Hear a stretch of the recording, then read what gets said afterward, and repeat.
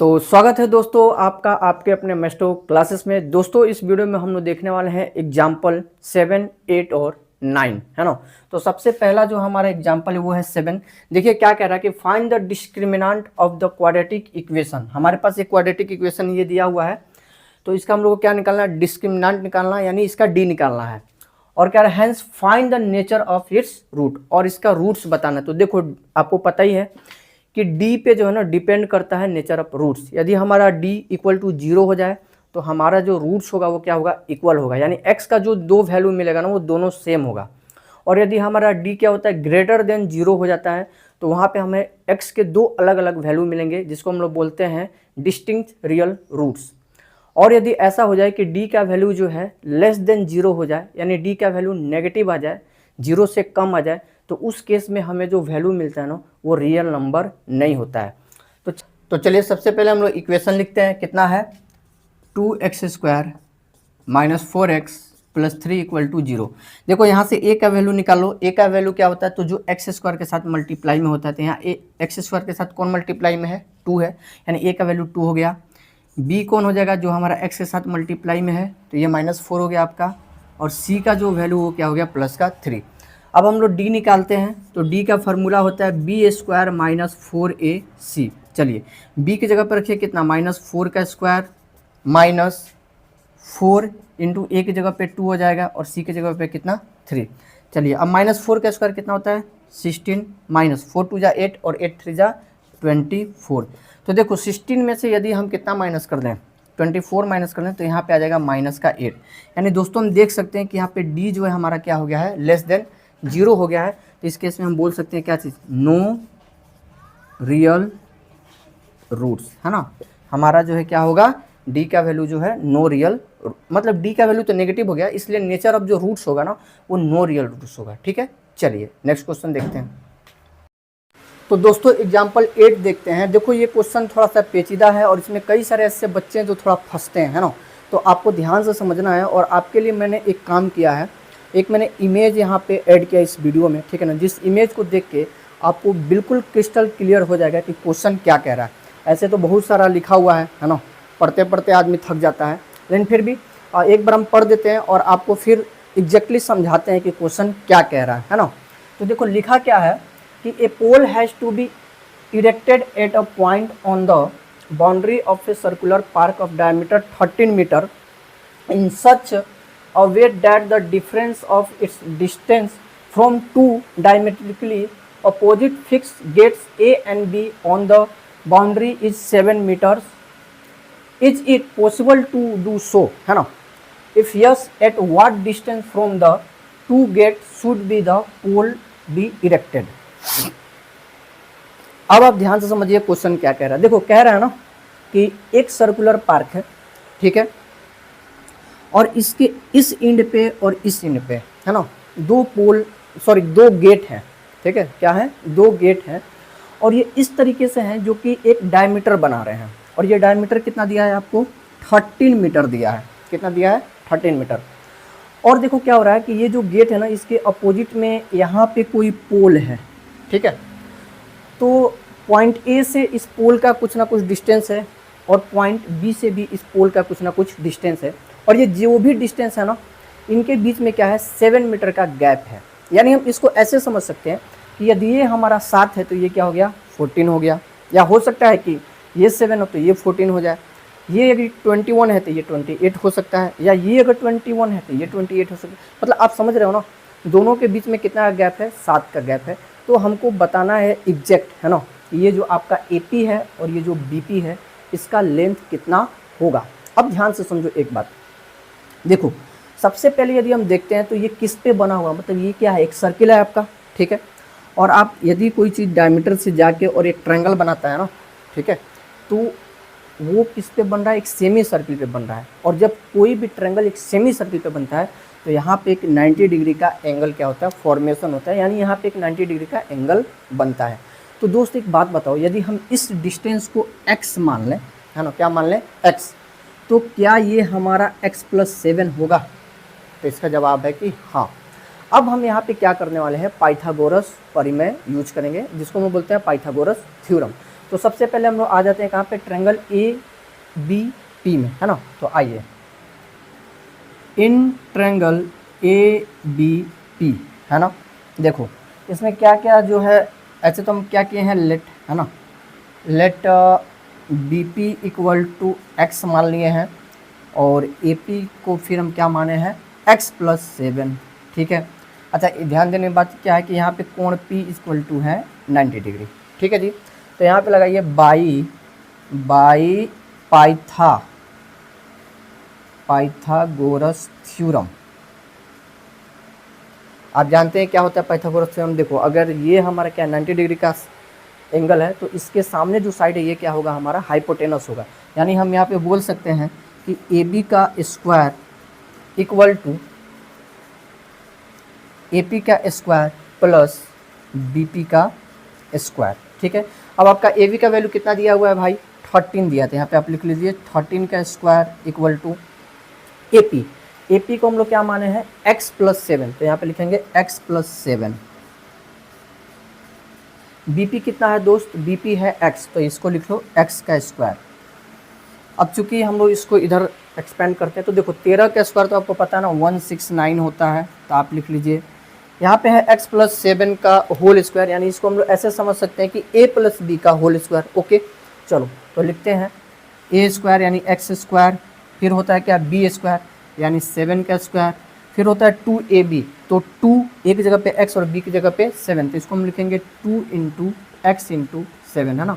ये डॉट का मतलब यहाँ पे इंटू है, और फिर आपके साथ क्या है x स्क्वायर, तो इसको लिख लीजिए x स्क्वायर। अब ध्यान से देखिए, ये तो हो गया आपका 169, x स्क्वायर एक यहाँ पे है और एक x स्क्वायर हम लोग को यहाँ पे मिल रहा है, ठीक है। तो यहाँ पे हम कितना लिखेंगे, 2x स्क्वायर, है ना, जोड़ देंगे।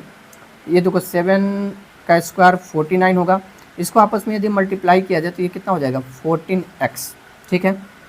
अब इस सारे चीज़ को हम ऐसे पलट देते हैं, ठीक है, यानी इन सबको इधर और इन सबको इधर, ठीक है। जैसे मान लो ये मार्कर है, अब इसको ऐसे रोटेट कर दो, तो जो चीज़ यहाँ है वो इधर भी जाके इधर ही रहेगा, इसमें तो कोई फ़र्क नहीं पड़ा, ठीक है। तो इसलिए यहाँ पे साइन वो नहीं बदलेगा, ध्यान रखिएगा। तो यहाँ पे लिखेंगे 2x स्क्वायर, है ना, 14x प्लस का 49, ठीक है, और इक्वल टू में इधर कितना था 169। अब इस 169 को इधर लाइए, तो यहाँ पे मिलेगा आपको 2x square 14x plus 49 minus 169 equal to 0।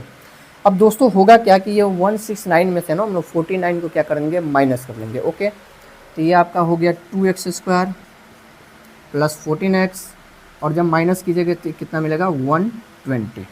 अब यहाँ से आप 2 कॉमन कर सकते हैं, तो 2 कॉमन कीजिएगा तो क्या होगा, x स्क्वायर प्लस 7x, है ना, और ये हो जाएगा माइनस का 60 इक्वल टू 0।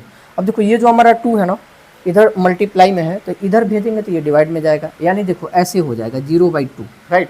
तो फिर ये भी क्या हो जाएगा, ओवरऑल 0 ही हो जाएगा, ठीक है। तो एक काम करते हैं, इस चीज़ को हम यहाँ लिख देते हैं, चूँकि अपने पास अब स्पेस का प्रॉब्लम है तो मिटाना भी पड़ेगा।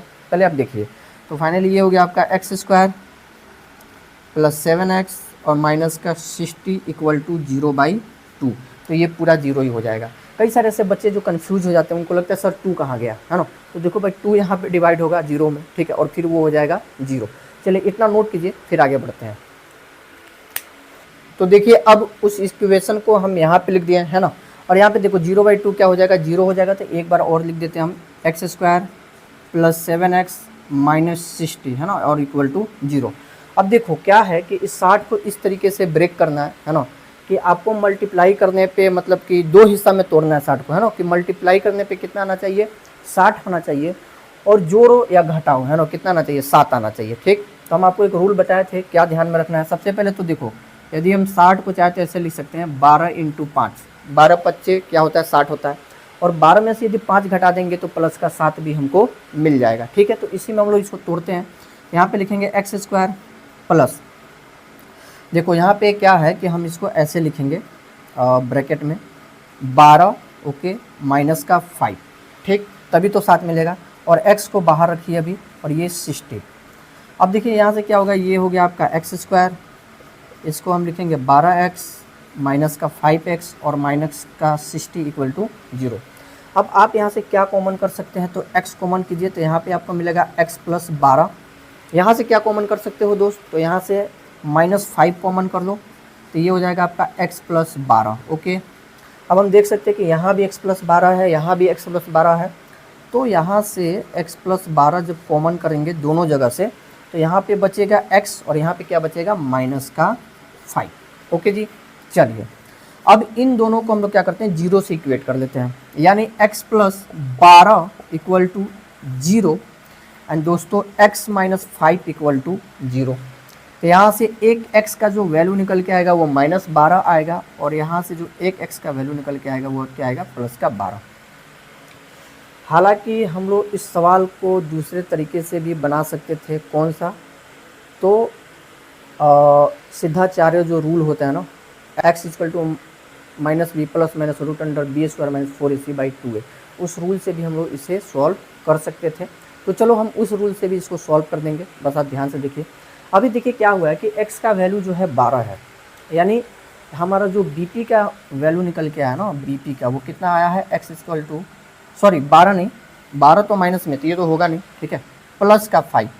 और यदि AP का बात करें तो वो आपका कितना निकल के आया है, तो x + 7 कर लीजिए, यानी x का वैल्यू 5 है और ये 7, तो 12 है ना।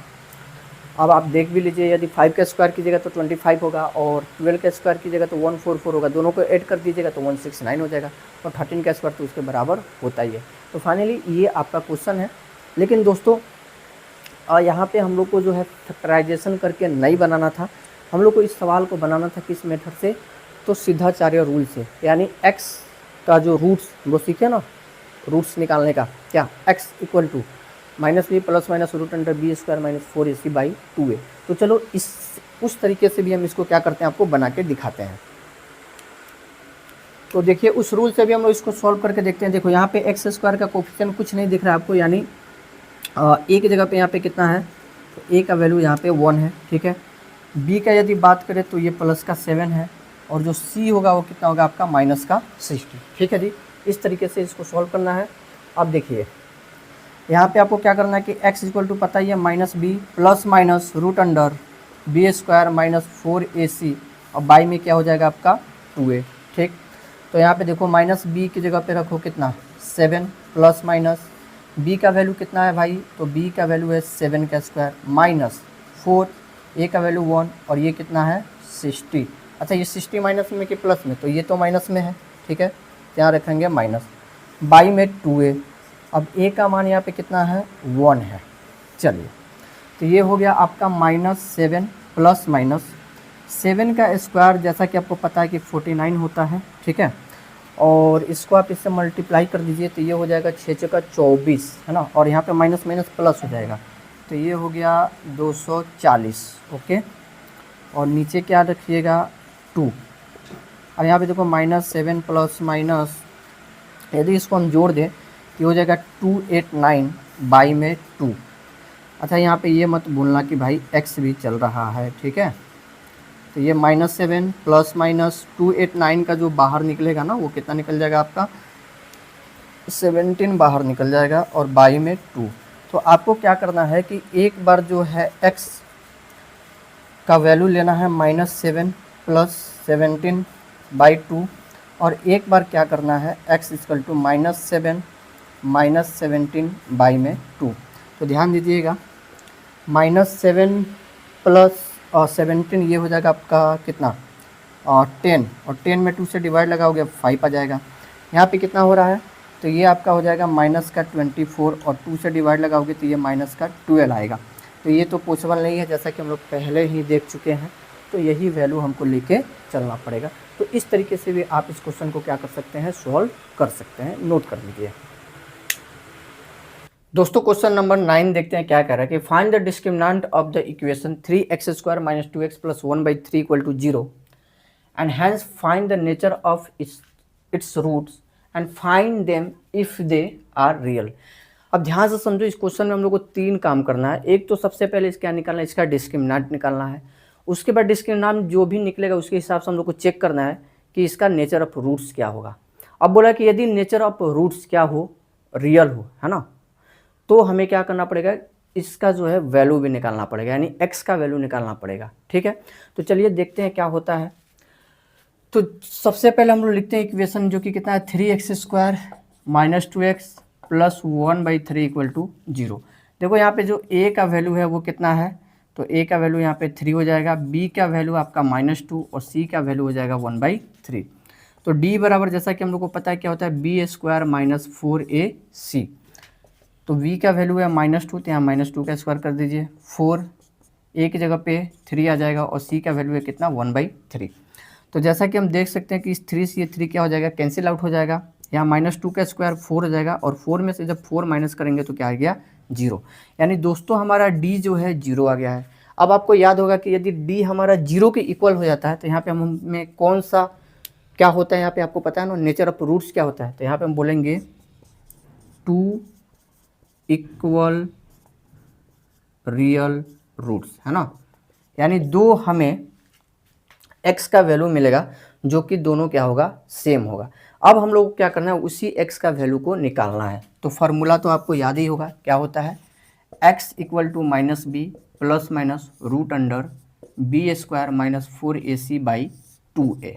अब ध्यान दीजिएगा दोस्त यहाँ पे है -b प्लस माइनस और ये जो है रूट में कितना b² माइनस 4ac। आखिर में ये कौन होता है, ये तो d ही होता है ना।